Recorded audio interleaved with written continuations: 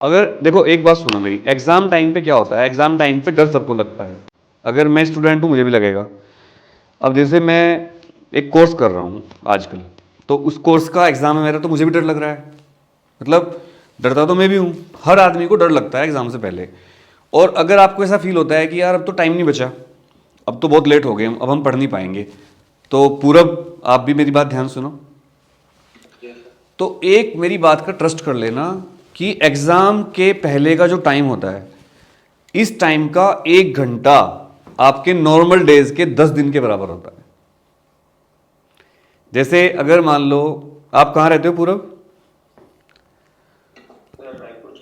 अगर आपके शहर में रायपुर में मोदी जी आ जाएं 1 हफ्ते बाद, मान लो मोदी जी का फोन आ गया कि मैं 1 हफ्ते बाद रायपुर आ रहा हूं, तो तुम्हारे शहर के जितने भी टूटे पड़े हैं रास्ते, या जो भी वहां लाइट खराब हो रखी हैं, जो भी वहां प्रॉब्लम्स हैं, अगर 1 हफ्ते के अंदर वो ठीक ना हो जाए तो मेरा नाम बदल देना। और वो प्रॉब्लम ठीक हो जाएंगी जो कई साल से ठीक नहीं हुई थी। अब मुझे बताओ कि यार ये ठीक कैसे हो गई फिर 1 हफ्ते में? वही डिपार्टमेंट है, वही सारे सरकारी ऑफिसर हैं, वही काम करने वाले लोग हैं, वही इंजीनियर हैं। अब ये ठीक हो गई क्योंकि उन्होंने ठीक करना चाहा।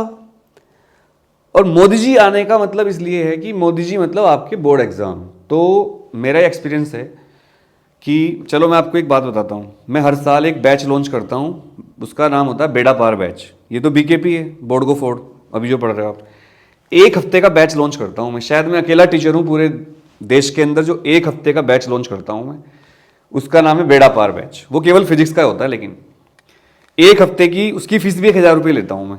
और उसमें लास्ट ईयर कितने आए थे? 92 बच्चे आए थे। 92 बच्चे सारे पास।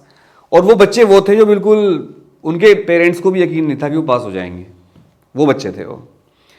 और यकीन करो सबसे कम नंबर जो आए वो आए 37, 70 में से 1 हफ्ते की। और वो सारे बच्चे अपने प्री बोर्ड में फेल थे सारे। अब आप सोचो, आप भी ये बात तो समझते होंगे कि 1 हफ्ते पहले कौन बैच लेगा, कौन सा बच्चा होगा? वो बैक बेंचर बच्चा होगा। और जो बैक बेंचर बच्चा होता है ना, उसकी खास बात होती है कि बैक बेंचर बच्चा ही इतिहास लिखता है फ्यूचर में। They create history. क्योंकि बैक बेंचर जो बच्चा होता है ना, वो बहुत ही ज्यादा डेयरिंग बच्चा होता है। और उसका स्कूल के साथ थोड़ा पंगा रहता है, बस उसको सिस्टम समझ में नहीं आता स्कूल का। तो जो ये बैक बेंचर बच्चा होता है, यही बड़े बिजनेसमैन बनते हैं, यही बड़े एक्टर बनते हैं, यही बड़े साइंटिस्ट बनते हैं। साइंटिस्ट तो नहीं कहूंगा मैं, एंटरप्रेन्योर कह सकते हो आप, क्योंकि साइंटिस्ट बनने के लिए थोड़ा ज़्यादा डीप पढ़ना पड़ता है। सो प्यारे बच्चों, अभी ये मत सोचो टाइम कम है, टाइम बहुत है। आप बस पूरी मेहनत से पढ़ाई करो, जान लगा दो। और अभी भी जितना टाइम बचा है, जैसे आज 16 तारीख है और फिजिक्स का पेपर है हमारा 4 मार्च को, मैथ्स का पेपर है 9 मार्च को, तो जितने दिन बचे हैं, 4 मार्च के कितने दिन बचे हैं बताओ? बताओ। 16 तारीख से लगा लो हिसाब, 10-15 दिन बचे हैं। ये बुक एनसीईआरटी, इसके सारे एग्जाम्पल्स, बड़े बड़े नहीं, छोटे छोटे एग्जाम्पल्स, इसकी सारी डेफिनेशंस, और जो रामबाण गैस पेपर दूंगा वो एक बार कर लेना अच्छी तरह प्रैक्टिस।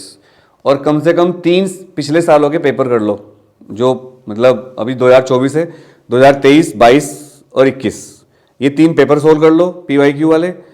और आराम से रिलैक्स होकर पढ़ाई करो। एनसीईआरटी को चार्ट डालो, चाहे मैथ्स की हो, चाहे फिजिक्स की हो, चाहे केमिस्ट्री की हो।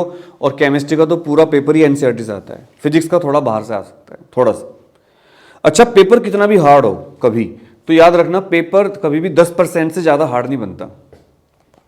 मतलब मैक्सिमम 10% पेपर ही हार्ड बनता है बस। तो घबराइए नहीं, रिलैक्स रहिए। मेरे हिसाब से अभी पढ़ के आप बहुत अच्छे नंबर ला सकते हो। और जब हम डर जाते हैं तो हमें जो याद रहता है वो भूल जाते हैं। और ये मोटिवेशनल वीडियो देखना बंद करो। अगर आप यूट्यूब पे मोटिवेशनल वीडियो देखते हो तो समझ लो आप बहुत बड़ा नुकसान कर रहे हो अपना। क्योंकि मोटिवेशन, असली मोटिवेशन क्या होता है? अगर आपको मोटिवेशन लेना हो ना, अपने घर को देखो, अपने घर की दीवारें देखो, अपने पापा को देखो, अपनी मम्मी को देखो, उनकी मेहनत को देखो।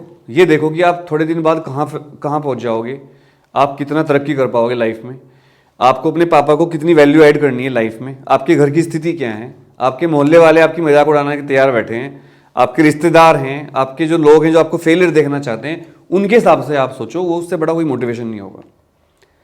और जिन लोगों को आप लाइक करते हो, जिन्होंने आपको रिजेक्ट कर दिया, उनको कल आपको जवाब देना है भाई, कि तुम्हें रिजेक्ट करके उन्होंने बहुत बड़ी गलती करी लाइफ की।